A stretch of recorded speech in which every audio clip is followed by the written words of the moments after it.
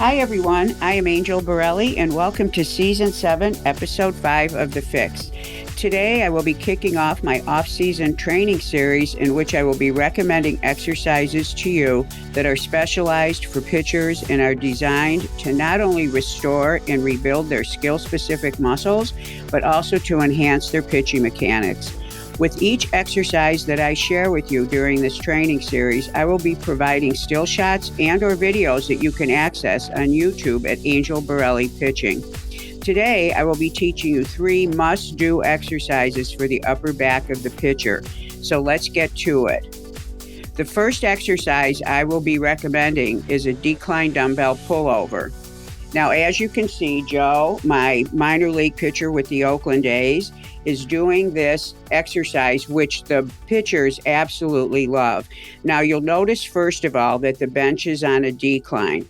He is using both arms at one time with dumbbells, so he's in external rotation. This exercise works the lats as an extensor, it works the long head of the triceps, and it works the rear delt as an extensor.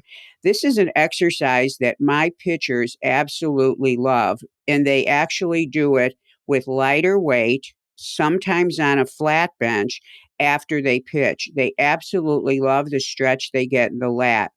Now, because of where we're at in off season, your main concern when doing this exercise should be to be building muscles. And by the way, everyone, you're seeing this video continuing. He is not doing 200 reps. All your reps at this time of the season should be between 8 and 12, because what you're trying to do right now is you're actually trying to change the real estate of the muscles that the pitchers are training.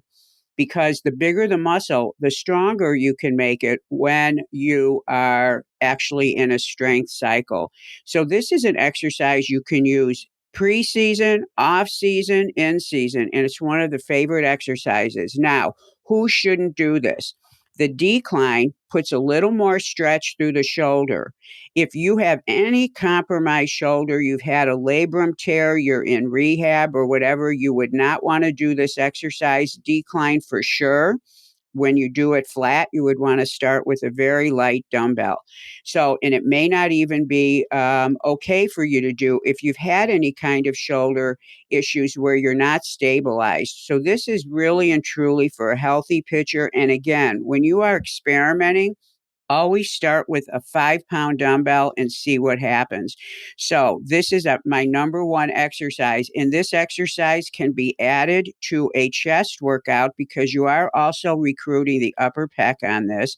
It can be added at the end of a chest workout, or it can be added during your back training. So this movement here is absolutely one of my pitchers' very favorite exercises. Now let's move on to the second exercise, which is called a straight arm pull down. So in this photo, you're going to see Chris doing what is, again, one of my favorite exercises for pitchers. And it's a kind of a revamped style of a normal lat pull down. So if you see he's on the side of the bench, if you look to the far left, you can see he has positioned himself to the side. The reason is on a pull down machine, the pulley itself, that which the cable comes down through, doesn't rotate. So it's in the middle because normally someone's sitting on the seat and you want that pulley coming straight down to the center, the cable rather. So in this exercise here, I'm having him do single arm because for a pitcher, obviously there are some things, it's a single arm skill, but with an exercise, sometimes when you're doing single arm, you're getting not only a little more energy to that side of the body, but it gives the pitcher a feel, especially for the difference in both arms. And usually at the end of a season or during the season, it's very important for them to make sure that just because they're using one arm, that the other arm isn't getting way stronger because it's not being used. It's a really good benchmark to be sure that you're keeping your body symmetrical. This, again, is an exercise you can do preseason, in season, and of course now off season. And as you can see, when he's in the top position, which you see from both views, you can see how his lat is stretched. And in the far right photo, you can see that's the bottom of the movement. His lat is contracted For those of you who are strength coaches, he's working in the frontal plane on this pull down movement. The first exercise you saw was sagittal plane. So here we have a frontal plane movement. Now, the beauty of this exercise is not only is it going to work the lat, but it works all the muscles around the shoulder blade. So now we're getting shoulder blade stabilization, which is critical for a pitcher. And the lat is a major accelerator of the pitch. Now, I know it's confusing because it's behind the body, but the insertion of the lat wraps around to the front of the bicep. It actually is in the front of the arm. So it actually is an internal rotator as well. So it's taking a beating during the pitching motion. And in fact, pitchers that throw hard, their lat will get sore after pitching. So this exercise is a favorite. And just make sure that you position the pitcher. I have pitchers that are so tall, they literally have to get a really low box and sit on it because they can't get enough of a stretch. You see how Chris's arm is completely stretched there, and that's what you need to get. So this is a single arm pull down, another great addition to your back workout. And of course, the way that I've ordered these 3 exercises is in the order in which you would do them. And what I think is a great idea is to consider maybe doing just these 3 exercises together, jumping into the gym, doing these 3 exercises so you can really see what do these 3 things do for me. I can guarantee you just these 3, you will love them as you do them. And each time you do the exercise, you'll get a sense of that movement. But at the end of all 3, it'll be also a synergistic effect that you'll feel by doing these 3 exercises together. Now we're going to move to the absolute fave of all my pitchers for the rear of the shoulder, the side lying reverse fly. So here we have Joe, and he's laying on his side, as you can see, and his arm is actually at 90 degrees, meaning that arm is not lowering towards his feet.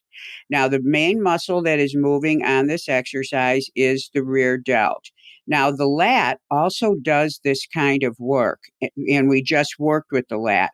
Now, what will happen is because the lat is so strong, is that arm, instead of staying at 90 degrees, it'll start to like travel down towards in the direction of his feet. And what I do when I'm training a pitcher is I go stand right on that other side of his arm and I say, don't hit me, don't hit me. And that forces him to keep it in 90 degrees. The reason why we want to do that is this exercise is designed to really emphasize the rear deltoid, which is one of the major decelerators of the arm. That's why it takes a beating and it gets actually very worn out during the season.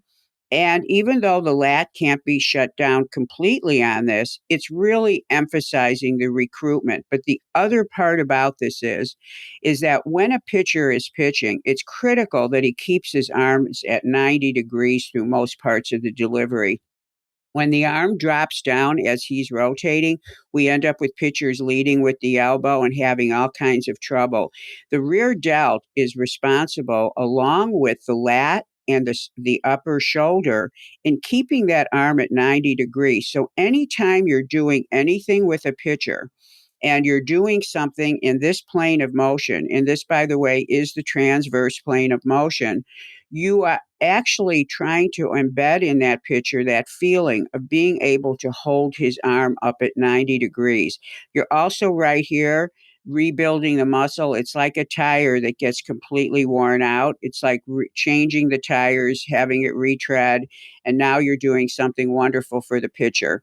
So if you work with these 3 exercises, you will begin to have 3 weapons in your arsenal that will help you not only restore the body, but also start to rebuild it. So just to review what you should be thinking about during this season, and we're in November, and I have pitchers that are still pitching. I have some that are in pure off season. They're all doing these exercises. And the way that you would do it is you would work lighter with maybe 12 reps if you're in season. And my guys that are right now trying to rebuild, they're going 8 to 12 reps. And that way you're actually building the muscle, which is called, for you strength coaches, as you know, hypertrophy. And when you make a muscle larger, when you get to that cycle where you want it to be stronger, you actually have more cross-sectional area. So you can actually make that muscle stronger. So anybody who's cycling their training, whether they're trying to get big or strong, always starts out with the cycle where you get it as big as you can. And then when you're looking at your calendar, you know when to change into strength training. So these are the 3 exercises I recommend for you. And I also want everyone, as they begin to start to do some of these specialized exercises, I want everyone to really make a conscious decision to make this off season really matter. I know that we've been through so much this season with trying to get through the craziness of not having fields be open, not being able to pitch, not having things be systematic. But right now, most gyms are open. You can't worry about yesterday. You have to get on it right now. And there's plenty of time to get after your training. And I think if you make a conscious decision that you want to be absolutely the best you can be in the spring, that you're going to get more value out of your training. So take it very seriously. And the other thing is, those guys who aren't taking it seriously, you'll be the ones that'll show up more prepared than anyone else. So here we have it, the 3 exercises: the decline dumbbell pullover, the straight arm pull down, and the reverse fly. So train hard and train smart. And I will be back in 2 weeks with more ideas.